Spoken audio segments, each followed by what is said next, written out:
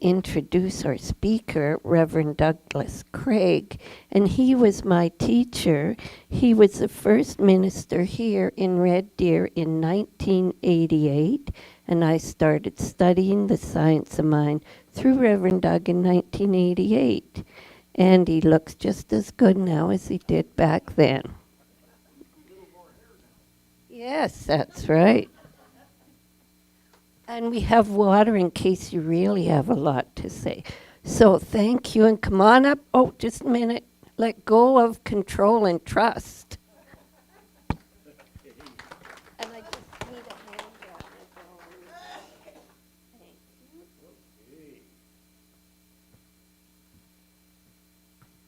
Good morning, everyone.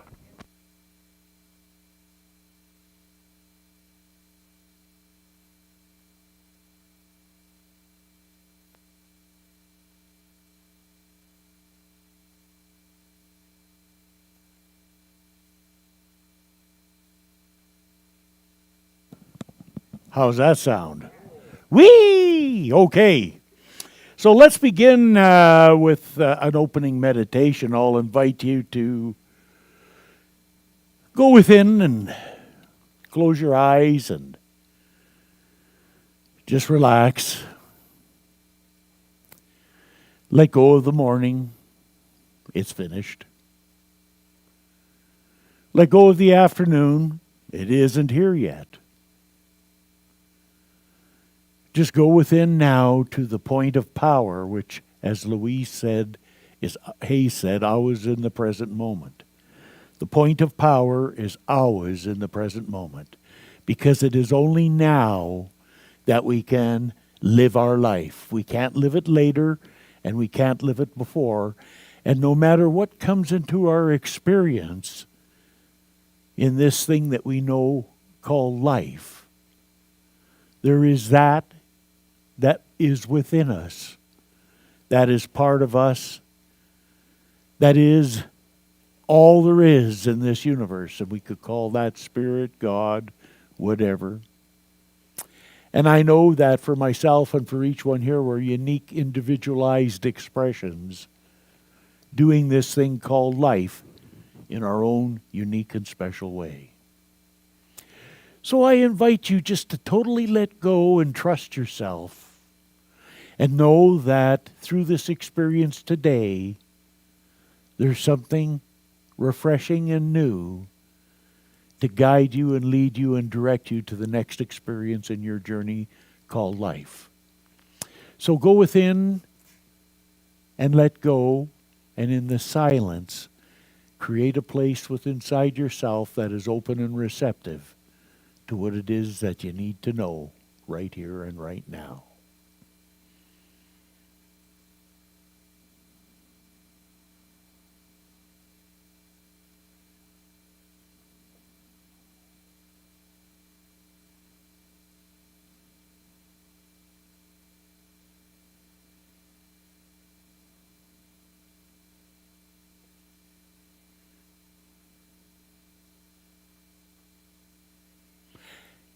And I know that I am divinely guided, led, directed, and inspired at all times and in all situations.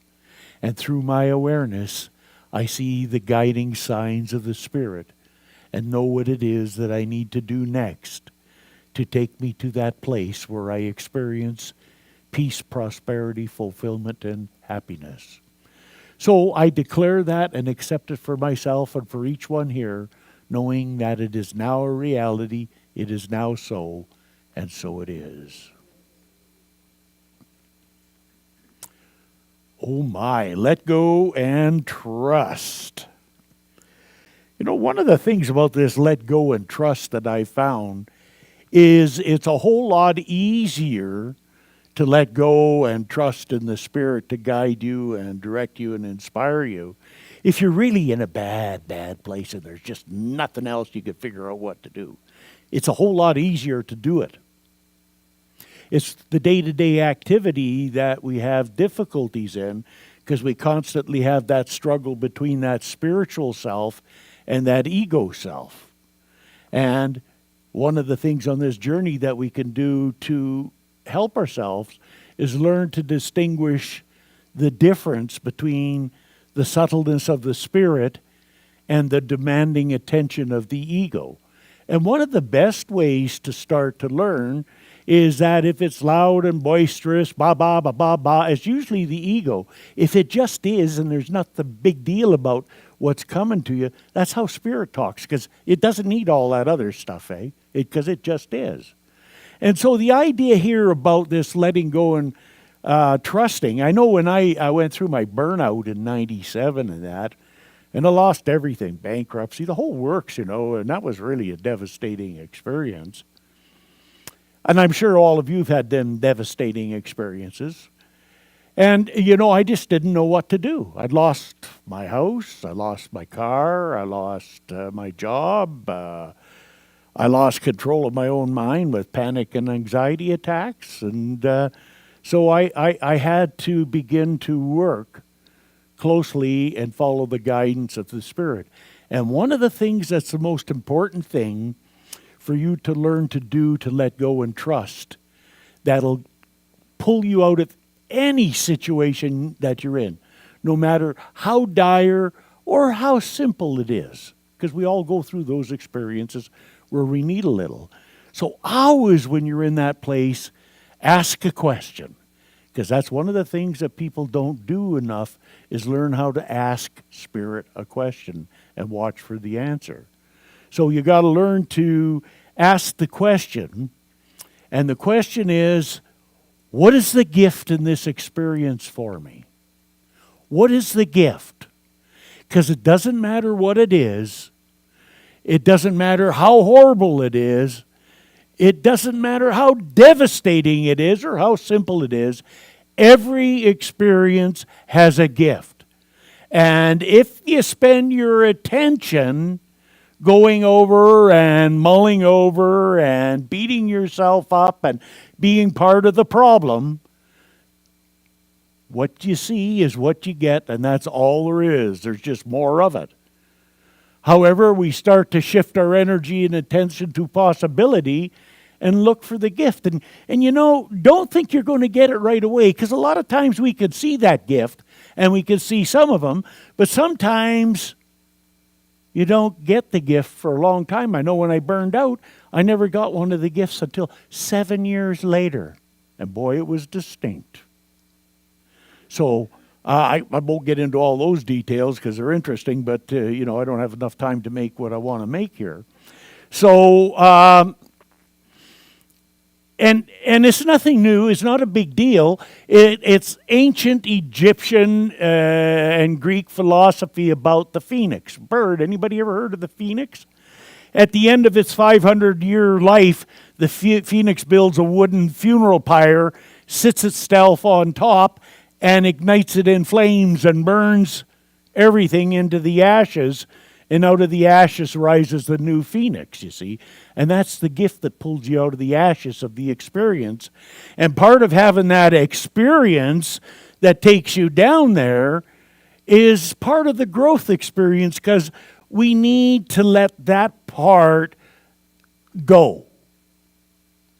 Because that part, if we work it right, where things isn't going right in us, is an opportunity to rise like the phoenix from the ashes and to let go. And that's kind of a transformational experience. And you can't have a breakthrough until you have a breakdown. It just doesn't work that way. Because the old has to be broken down and released and flushed. And the new has to rise from the ashes like the phoenix. And if we work both ends of those, of course we don't like that, but it's there. We got to deal with it. Have you noticed that? Don't matter whether you like it or not. It ain't going away. Okay? So that's part of the idea of let go of control and trust. Don't try to control this stuff, because you can't. Don't matter how good or how smart you are, you can't control it. I will tell you how to be in total control at the end of the lesson, though. Oh, yeah, it's easy if you want to do it. So letting go, letting God, having faith and trust, one of the key things in your journey, and this is what Ann and I do. I taught this to Ann when I first met her about 20 some odd years ago, 25 years ago, I guess. And I've been doing it for a number of years before that. It is one of the most important of my 3 no's. The 2 other ones that are important is no justifying and no blaming. Waste of time, both of them. But the main one, and this is something that we practice daily. And as you practice it daily, it makes this a lot easier inside. It's called no attachment to outcomes. Don't matter what. Well, that's what's called practice. I mean, I've been doing this just about 45 years, and I'm just starting to get the handle on it. So, And it's a lot more fun when you get the handle on that stuff. No attachment to outcomes. You can have an expectation, and so you should, because you should always expect good to happen with whatever you're working with. And you know as well as I do, when you expect good, it happens, but not the way you thought it. And it's always usually better if you got your head in the right space and don't have any of this stinking thinking going on. You know you got to give yourself that check up from the neck up and get rid of the stinking thinking, eh? A little acid test, you can always check your life out. If you do something or say something nice to someone and they just walk by and stick their nose up in the air and you get upset. Does that anybody do that? That's because you have an attachment to the outcome. You're not doing it to be nice. You're doing it expecting them to like what you're doing. They don't give a damn. Basically. They don't. They don't care. Only you do. And so when you get upset because they don't care, then that destroys what you're doing and gets you all riled inside. Does this make sense, you see? And I got to thank my exes for these lessons. I remember Christmas driving from Calgary in a snowstorm to Innisfail to pick up my granddaughter for the annual party. And someone went to the home and removed my granddaughter. And I waited there an hour and then had to drive all the way home in a snowstorm. You know, you could really get bent out of shape about that. And you can be right about it too, right? Oh, yeah. But it don't do any good in here. And guess what you're going to walk through the door with when you get home? Nobody wants that. Right? So I'm going to tell you a really good affirmation that I used every day for 27, 28 years, and I cut some slack, but I use it again now because it's important. I am calm. I am centered. I am peaceful. And I am poised at all times and in all situations. Easy to say. I got to remember, I want to tell you a story. I think I told it before, but some of you haven't heard it, but it's a good one. About being in that situation and trusting Spirit to give you what it is that you need to get out of it with, and being willing to watch how Spirit delivers it. Sometimes it's only just a prompt. It's not even a signal or a voice or a sign. It's just a prompt. So I was teaching in northern China in 2001 in the Shenyang Institute of Technology. I was teaching there for SATE. And me and my buddy were there. We've been there 70, 75 days. We're getting ready to go home in day 85, I think it was, we're finished. And we were in a medium-sized Chinese city of 14.5 million people. I'm serious. They call it medium-sized. Anyhow. And people were really good there. Yeah, they were really nice. But one day we're walking home, middle of the afternoon at 3 o'clock. Can you imagine this? And you stop at the lights to wait for it to change, and you get surrounded by a gang of thugs. 10 of them. Now try that on for size. How would you feel? Foreign country, don't know the language, and you get surrounded by a gang of thugs. So I'm in there, and the guy, one of the thugs steps in the center and squares off against me. Because I'm the bigger of the two. I don't know what the game is, but... So I go, okay, plan B, Doug's plan. I've been in tacky situations before, so I know how to deal with it. I picked the first 3, and that was it. Then I go over here again. Okay, plan A, God's plan. Okay, God, you're on. Because I made a commitment to nonviolence in 1980. This was in 2001. And I said, okay, God, you're on.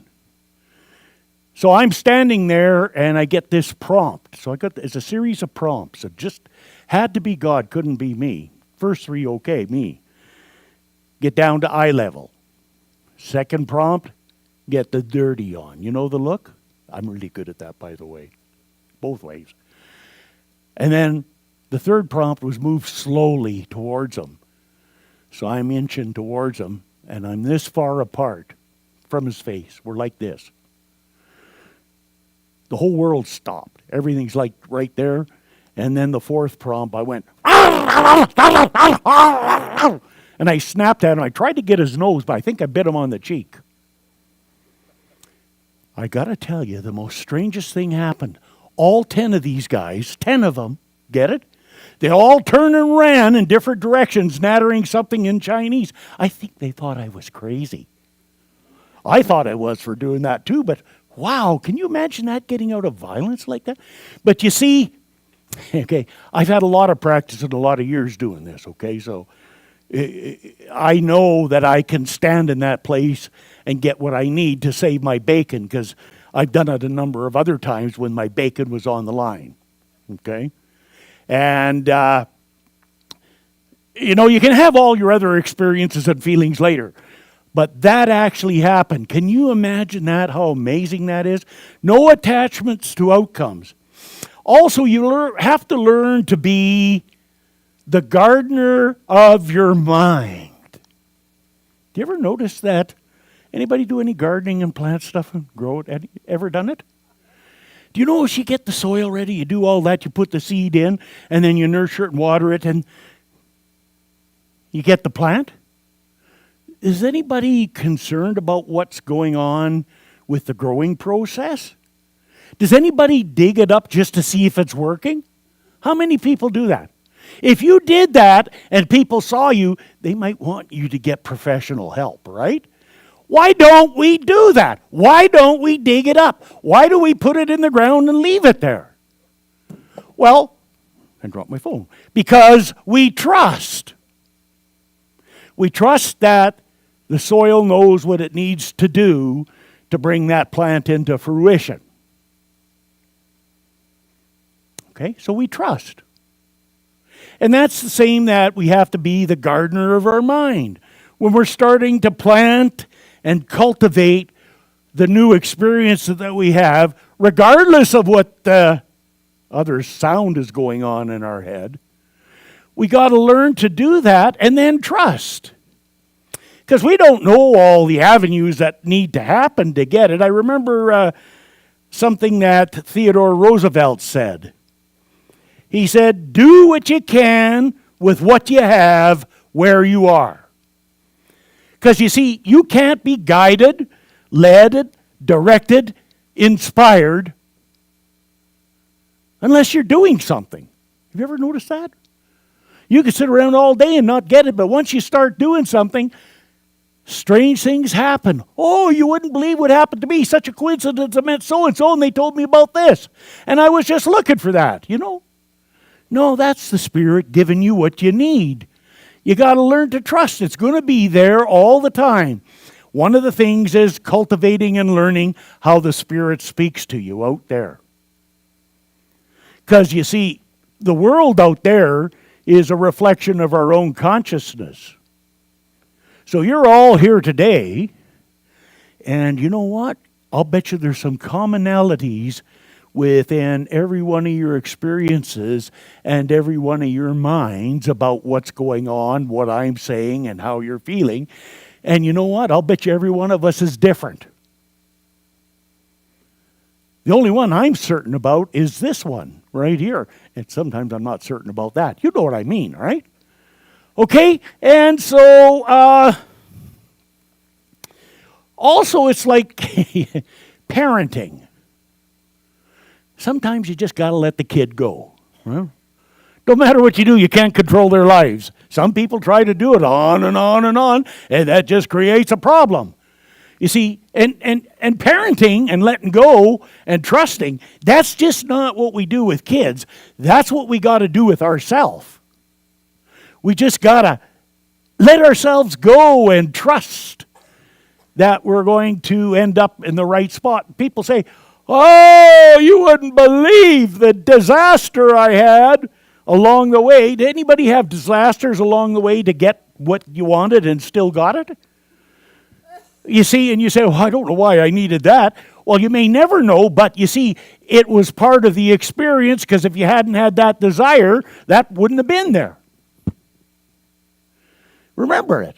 You know, it's all there for a reason. It's there to teach us, guide us, lead us, direct us, whatever we want.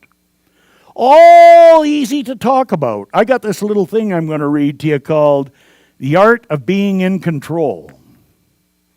I just wrote this. The problem occurs when we try to control everything rather than controlling what we can and need to do. Need to control, and trusting that Spirit and God does what it needs to do. The ultimate way to be, here it is, how to be totally in control. The ultimate way to be totally in control of dealing with life circumstances and situations and people is to let go of all control. Let it go, all of it. Then you could be 100% in control. You never have to be concerned about it or worry again, because that Spirit within you will always give you what it is that you need when you need it. Okay, I guess maybe that's Eden or something like that. I've been working at it 45 years and I haven't got there yet. But I'm a whole lot closer to what I was 45 years ago, I got to tell you that. Just as all of you are, and we progress that each and every day. And I'm not going to sing a song or nothing like this, but I'm going to leave this one with you. I'm sure you've had it. And I'll leave this thought with you. It is a song written by a lady by the name of Ricky Byers Beckwith. And it's called I Release and I Let Go. And the chorus is, I release and I let go. I let the Spirit run my life, and my heart is open wide. Yes, it's only up to God. No more struggle, no more strife. With my faith I see the light. I am free in the Spirit. Yes, it's only up to God. So as I declare that and speak that word for each and every one of here, I know it to be so, and so it is. And there you go. Thank you.